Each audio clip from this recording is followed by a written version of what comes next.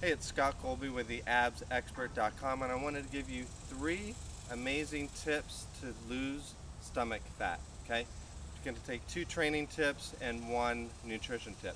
First training tip I wanted to go over with you is metabolic resistance training. So one of the best ways to lose stomach fat is to increase the lean muscle tissue in your body by some sort of weight training, whether it's body weight exercises, lifting dumbbells, things like that. And another thing that's good to do training wise is to increase your heart rate. Okay, so what if you could combine both of those? So most people in the gym, they may lay down and do a chest press or bicep curls, and then they'll rest for a minute or two, then they'll go to the next set or the next exercise.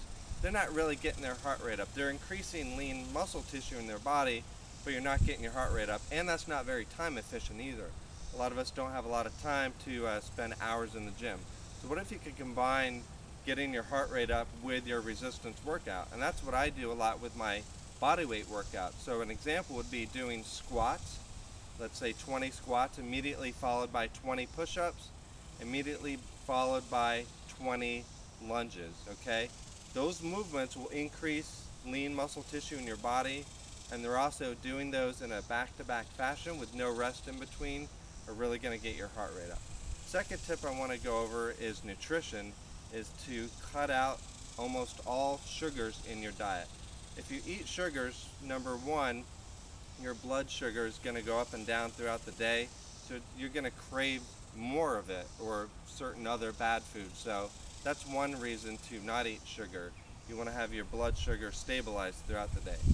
Number two, usually when you consume sugar, you're going to be holding on to more fat throughout the day and throughout the week. So number three, one thing I want you to take note of is the types of foods that you're eating that may have sugar in it that you're not even aware of. And one example I have is cereals. A lot of cereals contain sugar in it. This is Raisin Bran. They might promote lose 10 pounds if you eat their cereal, but in reality there's sugar in it as a 4th ingredient. 5th ingredient is corn syrup. So you want to minimize high fructose corn syrup, sugars, alcohols, regular corn syrup, anything like that. So really start to check the ingredients of your cereals and other foods. And then one way you can do to eliminate sugars is just to put yourself in an environment to succeed. So I've talked about that a lot. You want to not have these types of foods in your home. If you do, you're more likely to eat them. If you don't, of course, you're less likely to go out searching for them. So really put yourself in an environment to succeed by not even having that in your home. Last thing I want to talk about is really amping up your cardio. A lot of you probably may be doing the same old treadmill walking hours every day or hours every week, month after month, and not getting the results.